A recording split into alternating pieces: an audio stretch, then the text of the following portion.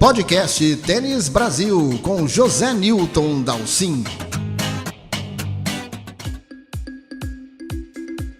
Olá pessoal, grande prazer ter mais uma vez vocês todos aqui com a gente para mais uma edição do podcast do site Tênis Brasil. Nessa semana preparamos um podcast bem especial para você. Nós vamos passar um panorama o mais completo possível de como a pandemia está afetando o tênis no Brasil, nas principais regiões, nas principais cidades, nos polos do tênis nacional. Falamos com muita gente importante, gente que dirige o tênis nos estados, então você vai ter aí um panorama o mais completo possível da situação do tênis do Brasil hoje. Mas antes até de nós falarmos do Brasil, eu acho legal passar para vocês aqui que hoje, dia 30, terça-feira, a Federação Internacional de Tênis soltou um boletim atualizadíssimo da situação do tênis pelo mundo inteiro, país por país, continente por continente, e obviamente aqui eu fiz um resuminho para vocês terem uma noção do que está acontecendo nesse momento. Na Ásia, Filipinas e Kuwait estão fechados para tênis. China, Taiwan, Hong Kong, Japão, obviamente estou citando aí os principais mercados do tênis, estão operando com restrições, ou seja, aqueles famosos protocolos de que precisa só jogar individualmente, usar máscaras para entrar na quadra, tentar usar bolas individuais, todas aquelas restrições que vocês já ouviram e conhecem. Na África, países importantes como África do Sul, Marrocos, Tunísia também já estão jogando tênis com as restrições necessárias, enquanto o Egito, que é um país que promove muitos eventos de tênis, principalmente na base, ele está estudando uma data para retornar. Na Oceania, a situação é a melhor possível em relação a todos os demais continentes. Principalmente Austrália e Nova Zelândia, as grandes potências da região, todos os países da Oceania estão com o tênis em quadra, obviamente com as restrições necessárias. Isso também acontece na importantíssima Europa, onde apenas a Rússia ainda não determinou uma data para liberar o tênis, naquelas condições sempre de muito cuidado, de protocolos rígidos.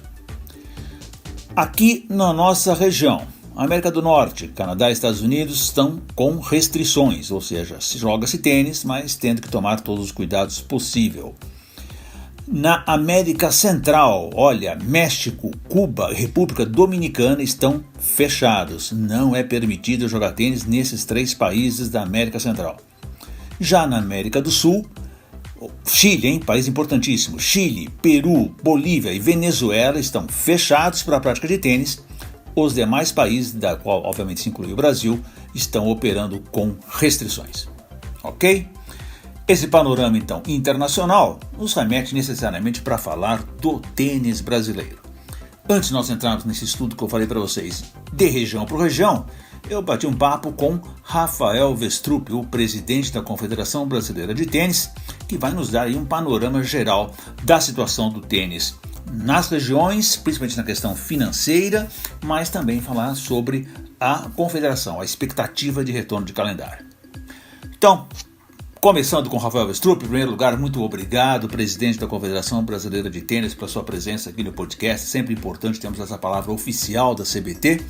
Eu queria começar perguntando para você, Rafael, se é possível traçar esse panorama de como está o tênis no Brasil hoje, né? Nessa grande diversidade que é o tênis, que é o Brasil, né? E obviamente acredito também no tênis brasileiro, e se já conseguimos retomar atividades em alguns lugares, e principalmente você contar também para a gente dessa colocação de Itajaí como um centro de treinamento onde reunimos ali os nossos principais jogadores. Obrigado e um abraço para você. Olá, Dalcin, primeiramente um prazer mais uma vez estar aqui no seu podcast, esse canal de comunicação com tanta credibilidade, com tanta audiência e uma oportunidade incrível para a gente se comunicar com os agentes do tênis brasileiro.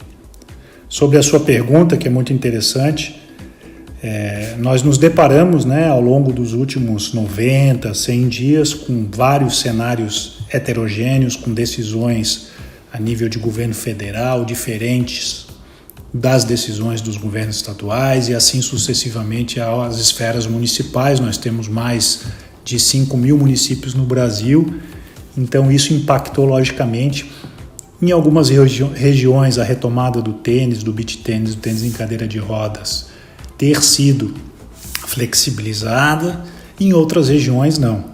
O que nós percebemos também é que em regiões onde a retomada da prática esportiva foi liberada aí logo após o início da pandemia, hoje deram um passo atrás e voltaram a fechar aí as academias, as quadras e os clubes. Então, são panoramas e cenários completamente distintos em regiões diferentes, nas quais a gente vem acompanhando. Temos o nosso centro em Itajaí, junto da parceria com a ADK e o Itamirim Clube de Campo, onde hoje nós temos a maioria dos principais jogadores e jogadoras profissionais do tênis brasileiro reunidos, treinando, seguindo rigidamente ao protocolo de prática da Confederação Brasileira de Tênis, protocolo esse que se tornou público através do nosso site, através dos nossos canais de comunicação e amplamente também divulgado por e-mail, através do nosso e-mail marketing para todos os atletas, para todas as federações e agentes envolvidos.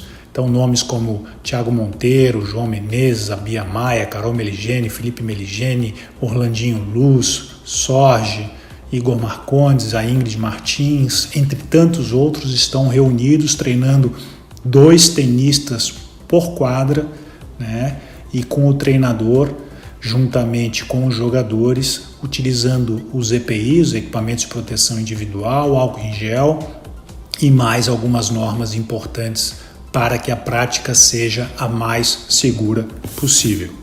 Obviamente, Vestrup, as federações sentem um impacto maior dessa paralisação do tênis, já que são entidades que sempre vivem ali com contas apertadas, Como é que você vê essa realidade das federações hoje? Olha, Dalcin, em relação às federações estaduais, são 26 federações, somente o estado de Roraima, até hoje, por enquanto, não tem uma federação estadual de tênis. E é muito importante frisar que a Confederação Brasileira de Tênis fez 2 aportes dentro da realidade financeira e da capacidade financeira da Confederação para que nessa situação de exceção a gente pudesse oferecer alguma condição para que as federações que têm os seus custos fixos, que têm as suas obrigações, pudessem então atender nesse momento de alguma forma.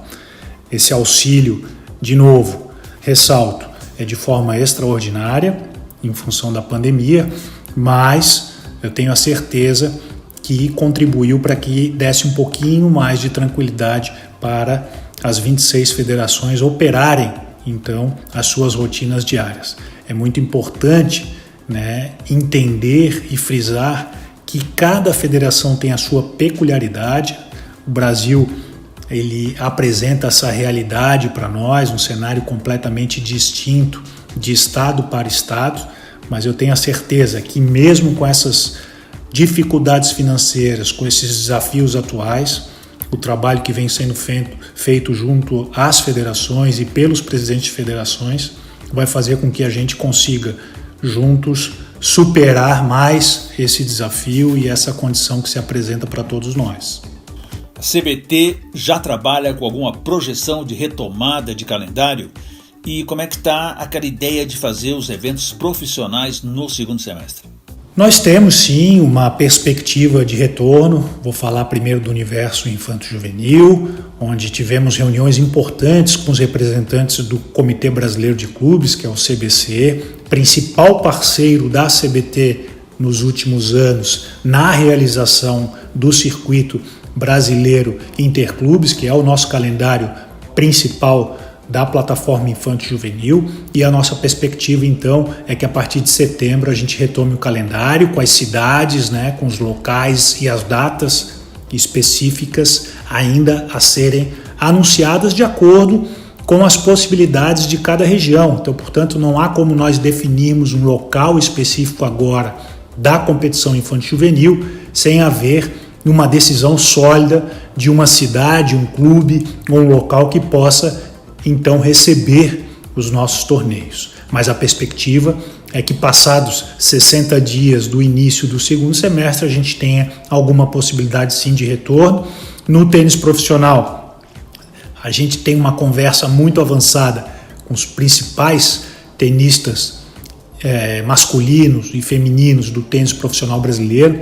Quando eu falo principais, todos, né, os tenistas brasileiros que representam o Brasil e que têm pontos no ranking mundial ATP e WTA participaram das nossas videoconferências. Foram 5 já videoconferências que eu tive uma conversa e um diálogo direto com todos esses jogadores e jogadoras, onde a confederação já apresentou uma opção de calendário muito bem visto pelos jogadores, onde a gente tem então desenhado 3 etapas, cada uma com uma premiação total de R$80 mil, e a Supercopa com uma premiação total de R$150 mil, todas patrocinadas pelo nosso patrocinador master, o BRB, e o próprio circuito sendo denominado Circuito BRB de Tênis Profissional. Da mesma forma, isso aconteceu com os beach tenistas, os principais. A gente quer fazer o Circuito Brasileiro de Beach Tênis, conversa aí então com Vini Fonte, Joana Cortez, Flávia Muniz, Marcos Ferreira e tantos outros. A Rafa Miller, número 1 do mundo, também participou,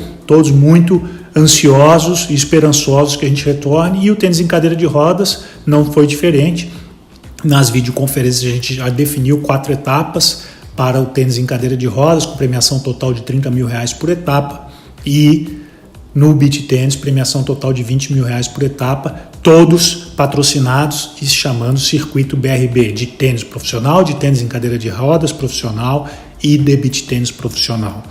E em relação às datas e locais, ainda muito precoce nós falarmos, mas o fato é que no primeiro momento que nós tivermos a total segurança das áreas sanitária e jurídicas, a gente está então com total aptidão para colocar o calendário em execução.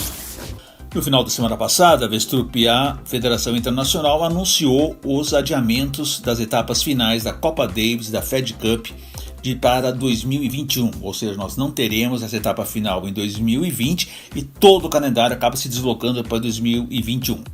Quero saber de você o quanto isso prejudica a confederação na parte financeira. Dalcin, se falar em Copa Davis e Fed Cup, se falar das principais seleções, se falar da cereja do bolo.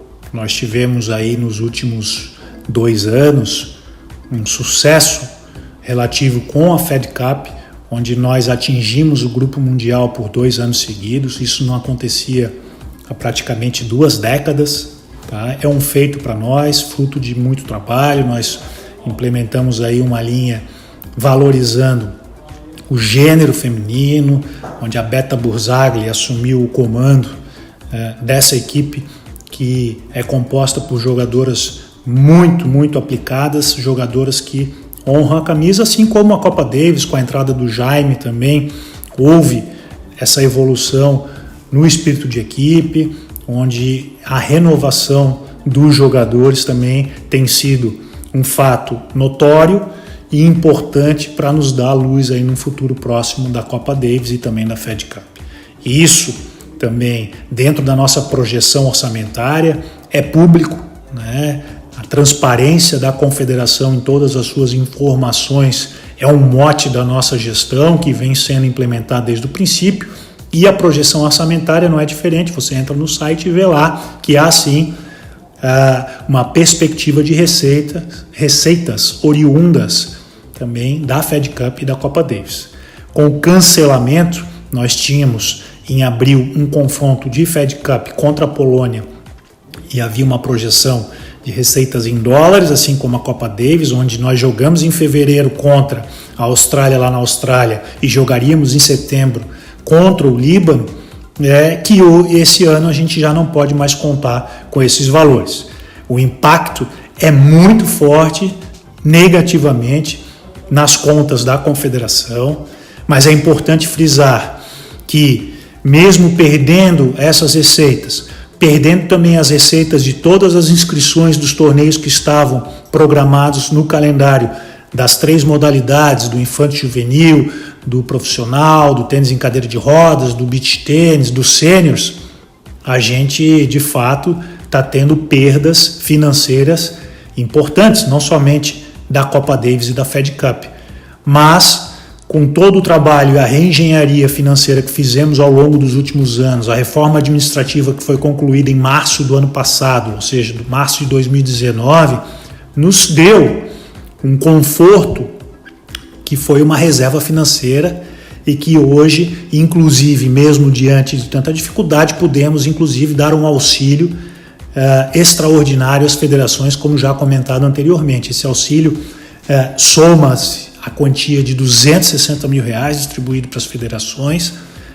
Mesmo assim, temos então uma reserva importante para suportar esse momento de dificuldade, e mesmo que não haja a retomada do calendário de todas as competições pré-programadas pela Confederação, a gente tem pelo menos um lastro até o final do ano para honrar com as despesas fixas, que essas sim não há mais de onde nós tirarmos, nós cortarmos mais despesas, pois estamos trabalhando já com o mínimo necessário para que as operações básicas da entidade funcionem. A gente tem hoje o serviço de home office, os colaboradores trabalhando de casa, temos a manutenção, da nossa sede aqui, juntamente com a Federação Catarinense de Tênis, e temos as atividades básicas, sistema, contabilidade e outros gastos estes que, independente de pandemia, são necessários que a gente honre para que a Confederação funcione de forma plena e que, quando nós superarmos esse momento de pandemia, as atividades sejam atendidas com toda a força intelectual, braçal e de equipamento esportivo, as instalações da sede, então, para a gente poder atender o público final, que são os jogadores de tênis, os professores, os árbitros e os amantes do tênis em geral. Gostaria de agradecer mais uma vez, Dalcin, pelo espaço aberto aqui e poder falar diretamente com a comunidade do tênis brasileiro, que é sempre a nossa preocupação número 1 aqui na Confederação Brasileira de Tênis. Um grande abraço a todos. Nós é que agradecemos muito para você, Rafael Westrup, a sua participação aqui no podcast, sempre com as importantes informações para o mundo do tênis. Deixa eu aproveitar então para iniciar esse giro pelo Brasil. Falei com muita gente nesses últimos dias aí para saber da situação do tênis em cada estado. Eu contei com a ajuda aí de grandes amigos, grandes jogadores, pessoas muito ligadas ao tênis, que me deram aí informações que eu vou agora passar para vocês. Rio Grande do Sul. Conversei com Sabrina Justo, ex-profissional, uma dedicadíssima treinadora, e a Sabrina me contou que o Rio Grande do Sul também está dividido por zonas, para ir avançando conforme a pandemia for controlada, e isso então obviamente dá diferenças em relação às várias regiões do estado. Porto Alegre, por exemplo, estão autorizados os treinos individuais. Porto Alegre está vivendo uma situação laranja da categoria lá do Rio Grande do Sul, mas também se permite apenas 2 jogadores por quadra, pode-se jogar até duplas, desde que sejam coabitantes, ou seja, são pessoas da mesma residência. Tá? Abaixo de 7 anos e pessoas acima dos 65 anos estão tendo horários especiais. E importante lá, em Porto Alegre, o uso de máscara é obrigatório para se jogar tênis. Os professores também têm que higienizar tudo assim que ele termina a aula, prevendo o próximo aluno. Caxias do Sul, que é a terra da Sabrina, também está se permitindo 2 pessoas por quadra, professores, portanto, podendo dar aulas individuais. Os vestiários estão lacrados e é necessário se manter a distância para evitar a contaminação. Paraná, nós conversamos com Silvio de Souza, competentíssimo presidente da Federação Paranaense de Tênis. O Silvio, ouça agora o que ele conversou com a gente. Oi, Dalcin, tudo bem? Bom, Silvio da Federação Paranaense de Tênis. Estou te passando um panorama de como é que a gente está. Desde o momento que fomos pegos de surpresa aí com o Covid, em março, o governo do Paraná decretou que a gente deveria parar as atividades. Então, por um período ficou restrito algumas atividades em algumas cidades e por 40 dias aproximadamente tudo ficou fechado. Depois, a federação entrou com pedidos de liminar junto ao governo do estado, onde pedia a reabertura dos nossos clubes filiados, principalmente das academias, por entender que os decretos não diziam que deveriam ser fechados. E aí, com muito critério, elaboramos um protocolo de volta ao tênis e publicamos isso no nosso site e também aos nossos filiados. E como o mandato de segurança foi favorável, uma vez que ele não dizia que o tênis e o beach tênis estivesse proibido, né? Então a gente conseguiu fazer a retomada parcial nas academias e assim foi abrindo cidade por cidade. Começando por Curitiba, todas as academias foram abertas. Na sequência, as outras cidades, as outras regiões, diga-se de passagem, a cidade de Maringá também foram com várias liminares. Depois a cidade de Londrina também com várias liminares. Foz do Iguaçu já estava aberto e aí o oeste do Paraná também seguiu essa mesma diretriz da retomada que a federação ora abriu precedência com mandato de segurança a nível de governo do estado. Conseguimos trabalhar aí por aproximadamente 50 dias sem parar e nas últimas semanas, com o aumento de casos que foram diagnosticados aqui no Paraná, foi decretado um alerta laranja para a cidade de Curitiba. Então hoje, 30/6, Curitiba está fechado, as quadras de tênis das academias.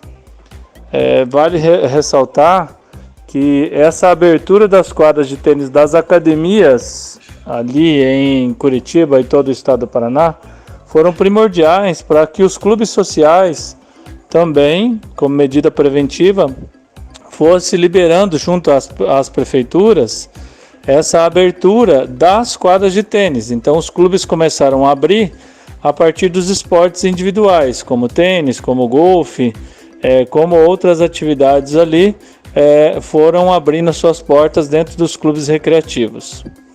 Então, passando um panorama geral para você hoje, 30/6, apenas a cidade de Curitiba não está funcionando tênis e beach tênis, e o restante das cidades do Paraná estão todas em atividade.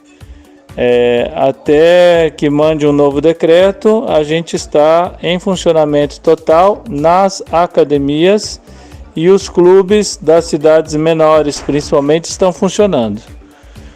Cidades como Londrina, por exemplo, as academias continuam abertas e os clubes fechados. Maringá, que é um outro polo grande e importante para o estado do Paraná, as academias abertas, clubes fechados. Voltando a só ressaltar que todas as academias, né, do estado estão em pleno funcionamento, tanto tênis como beach tênis, mas os clubes são pontuais, em algumas cidades menores todos abertos para tênis e as cidades maiores todos fechados, inclusive para tênis.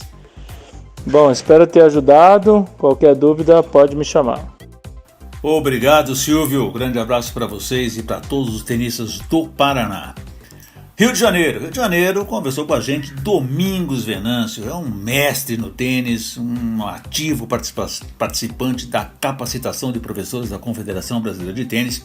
Domingos Venâncio, então, me contando que na capital a reabertura dos clubes está marcada agora para 10 de julho. Na verdade, foi remarcada, estava prevista para antes e foi remarcada para 10 de julho, uma determinação que saiu agora da prefeitura. Obviamente, os clubes irão reabrir, porém todos os protocolos precisam ser seguidos. Já os centros de treinamento do Rio, lá da cidade do Rio de Janeiro, a maioria deles já está funcionando há algum tempinho. As academias já vinham funcionando ali, meio escondidinhas, né? Isso também aconteceu em São Paulo, em vários lugares do Brasil aí, deram uma driblada aí na lei, muitas academias já estavam funcionando e agora já estão conseguindo tocar o seu calendário. Os condomínios também, lá na cidade do Rio, começam a autorizar a volta dos jogadores para a quadra, que é obviamente uma grande notícia também. No interior do estado, Niterói, os clubes já reabriram esta semana, mas não se pode jogar duplas, apenas aulas individuais e os horários estão limitados. Por quê? Porque como os clubes praticamente só estão trabalhando com tênis, os demais esportes dos clubes não estão funcionando. Então o clube abre, mas obviamente não pode ficar aberto o tempo inteiro só para os tenistas, então há horários limitados lá. No norte fluminense, vocês sabem, foi uma região, graças a Deus, muito pouco atingida pela pandemia do coronavírus, portanto, praticamente as quadras no norte fluminense não pararam esses meses todos. Petrópolis, na região serrana, está voltando já com aulas liberadas pela prefeitura, academias e clubes autorizados a funcionar. Portanto, boas notícias lá no Rio de Janeiro. Em São Paulo nós conversamos com Marcelo Abreu Jarrão, que hoje é coordenador e treinador do Yacht Clube Paulista e é também diretor técnico do Infanto Juvenil e Kids da Federação Paulista de Tênis. Aliás, o Jarrão fazendo um excelente trabalho de base lá na Federação Paulista. Então, Marcelo Abreu, me conta como é que está a situação no estado de São Paulo. Olá, Dalcin, tudo bem? Ouvintes do Tênis Brasil, boa tarde. É um prazer estar aqui com vocês. Bom, Dalcin, realmente essa pandemia aí, né? Ela atrapalhou muito todos os tenistas, professores, academias, clubes, projetos sociais, condomínios e todas aquelas pessoas que estão envolvidas aí com o tênis, né? Foram 3 meses e meio, praticamente quase 4 meses, né? Que tá tudo fechado, todo mundo com muita vontade aí de jogar. Agora, ontem tivemos aí uma boa notícia, alguns poucos clubes já reabriram em função do decreto aí da prefeitura, né, que autorizou aí a reabertura de clubes. Outros ainda estão se preparando um pouco mais e vão dentro dos protocolos aí que precisam ser seguidos, né? E eles vão reabrir a partir de segunda-feira. Lógico que com muitas ressalvas ainda. Tem a questão das bolas, que as bolas têm que ser... cada um ter as suas bolas, então vai fazer aquele sistema lá de marcar. Muitos devem fazer aquele sistema de marcar as bolinhas. Evitar os amantes aí das duplas, né? Eu acho que devem evitar jogar mais simples, bater uma bola, aqueles que não tem tanta, não gostam tanto de simples, bater mais uma bolinha ali só para ir voltando às atividades, né? Também eu acho que as aulas, treinamento de competição, os infantos juvenis, eu acho que não devem voltar agora na semana que vem, acho que deve demorar um pouquinho mais para que voltem aos treinamentos normais, por conta de que são grupos, né? São grupos de crianças e, enfim, os espaços não são tão grandes da grande maioria dos clubes e academias, então eu acho que fica muito a questão da aglomeração. Com relação aos torneios da federação, nós estamos aí prontos, só esperando a determinação aí do governo para as questões de eventos, né? Eventos amadores, eventos de pequeno porte com relação a público. Já estamos prontos com os protocolos, todos que devem ser seguidos, né? A federação inclusive vai aumentar a quantidade de bolas nos torneios, de bolas novas, como sempre foi. Possivelmente vão ser 2 tubos de bolas marcados com as iniciais, ou seja, 6 bolas por jogo. A questão das viradas, os jogadores não trocarem de lado pelo mesmo lado, a mesa de um ficar do lado, a mesa do outro ficar do outro, não cumprimentar, chegar 5 minutos antes do horário. A gente está revendo a questão dos horários dos jogos, dar mais intervalos. E assim que acabar o jogo, infelizmente, pedir para o jogador e acompanhante irem embora, né, infelizmente.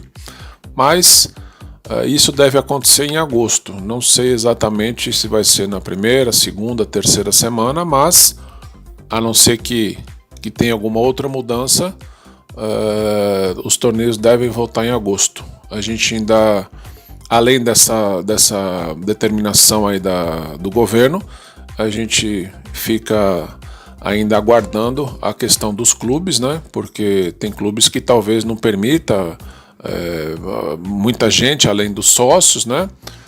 O posicionamento também das academias, que a federação faz torneios em academias também. Enfim, tem algumas coisas novas, alguns produtos novos aí que a gente está lançando também. E é isso. Acho que o pior já passou. Realmente as vítimas aí foram muitas e a gente se solidariza com todas elas. E lamentável, né? Mas vamos em frente, né? A gente tem que retomar. Então é isso, um grande abraço para você e para todos os ouvintes aí do Tênis Brasil.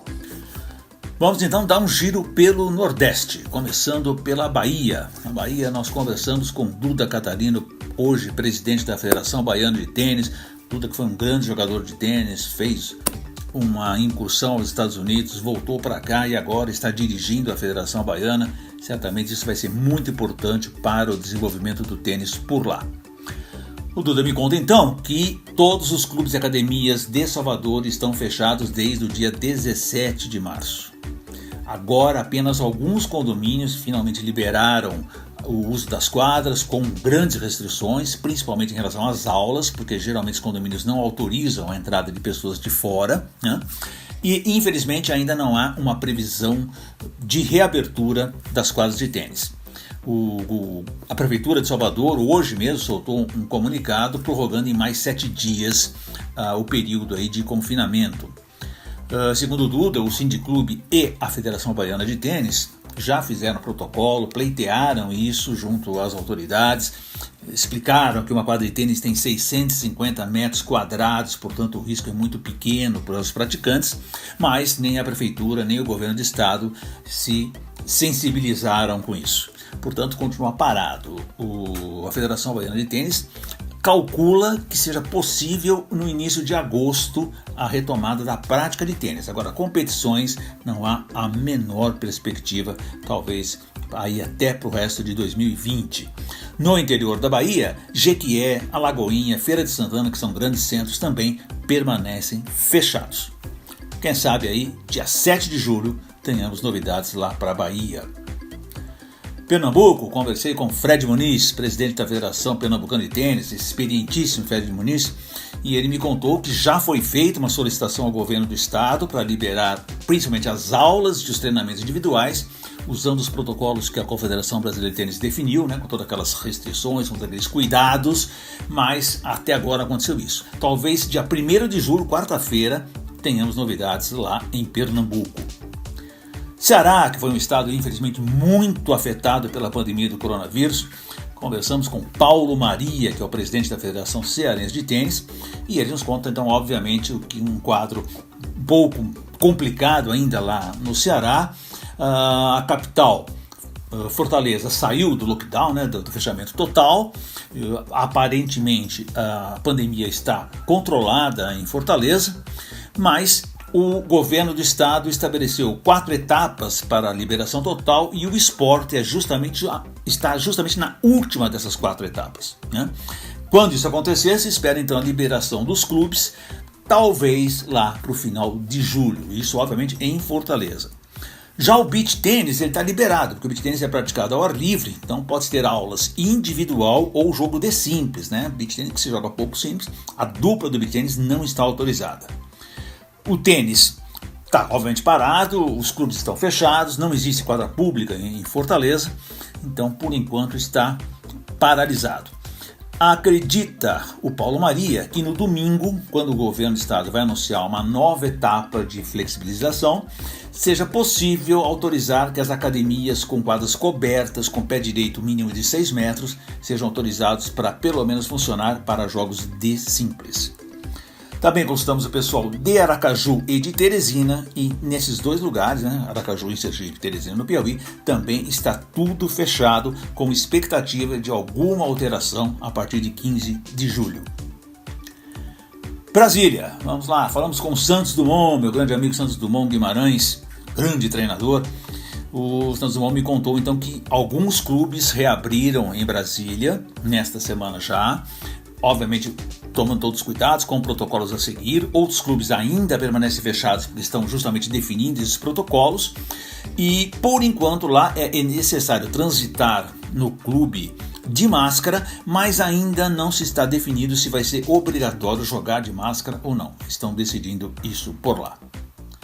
Por fim, conversei com Minas Gerais, importantíssima Minas Gerais para o tênis brasileiro. Minas Gerais que também vive um problema complexo.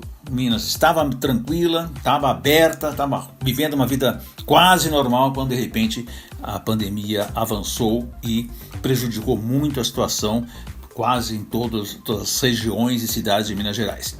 Quem conversou com a gente foi o meu grande amigo André Lima, que é gestor de comunicação e relacionamento da Federação Mineira de Tênis, mas muito acima disso, o André Lima é o meu guru. Quando eu estou desesperado, que preciso de uma resposta rápida, que raquete tal jogador usa, qual é a melhor corda, o que tem que fazer, o André está lá sempre a me ajudar, um especialista em equipamento.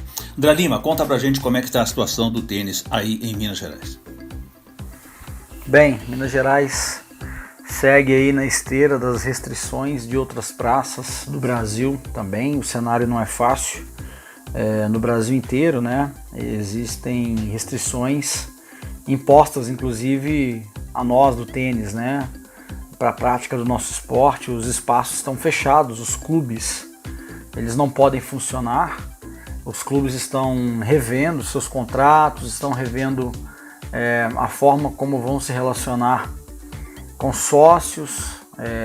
O que a gente sabe é que os clubes também estão solicitando, né, que os sócios tenham alguma sensibilidade, que sigam pagando as suas mensalidades, aqueles que pagam mensalidade, fazem manutenção, né, das suas cotas nos clubes, para que também assim sejam mantidos os contratos com aqueles funcionários, com aqueles colaboradores dos clubes que atuam no esporte, não só no tênis, mas em outros esportes também nos clubes.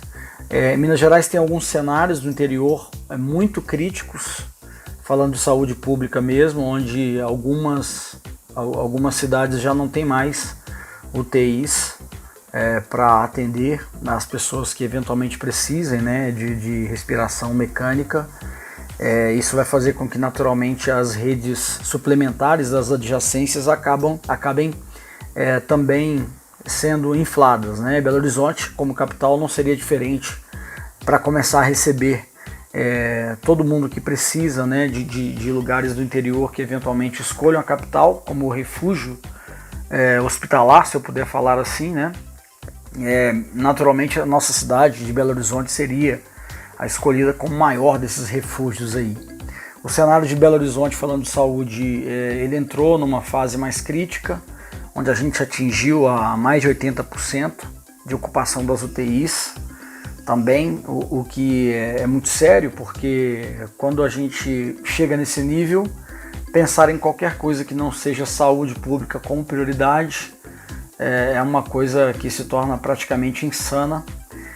Mesmo considerando o tênis e as peculiaridades, né, do nosso esporte, a distância que existe de um jogador para o outro, as características mesmo, né, a distância social é naturalmente mantida, e seguindo alguns protocolos recomendados inclusive pela Confederação Brasileira de Tênis e alguns protocolos que a gente viu na França, na Espanha e tal, na minha cabeça isso seria o suficiente para que você diminuísse drasticamente a chance de contaminação.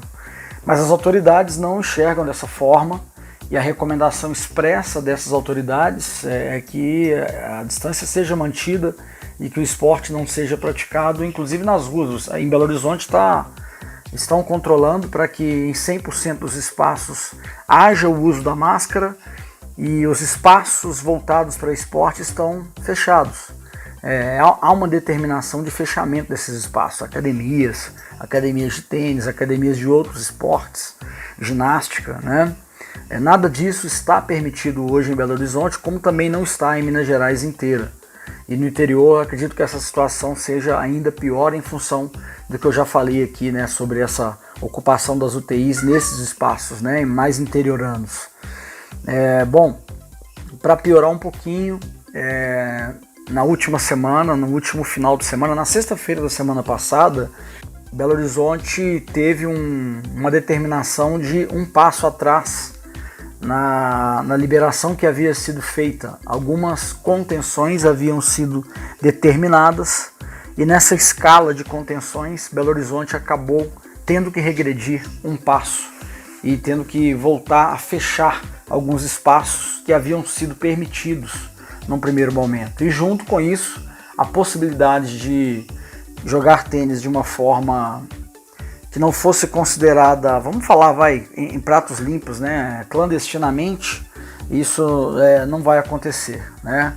As pessoas que estão jogando tênis estão jogando em espaços particulares, estão encontrando uma forma aí de tentar manter o tênis ativo onde é possível, onde é permitido a prática, né? E aí, essencialmente em condomínios, em alguns deles ainda não foi imposta ainda a condição de vedação, né? As pessoas ainda podem praticar o tênis e a informação que a gente tem é que essencialmente jogando simples as pessoas estão nesses espaços particulares. Então, eu acho que com isso a gente tem um panorama aí do que seria Belo Horizonte e Minas Gerais como um todo nessa situação aí de pandemia, né? A gente está no meio dessa pandemia e esse é o cenário que a gente vive hoje em Belo Horizonte e no interior de Minas, praticamente em sua totalidade. Obrigado, grande André Lima. Acho que o podcast da semana, você aí, ficou um pouquinho extenso, né? Um pouquinho mais extenso do que o normal, mas eu acho que o importante foi colocar para você uma visão o mais ampla possível de como a pandemia está afetando o tênis brasileiro, mas principalmente a notícia positiva é que em vários lugares o tênis está conseguindo retomar a prática, quem sabe em breve as competições. Nós aqui do podcast, lá o site Tênis Brasil, continuaremos de olho e dando para vocês todas as informações do que estiver acontecendo nas quadras brasileiras. Grande abraço para vocês, obrigado e até a próxima semana. Este foi o podcast Tênis Brasil com José Newton Dalcin.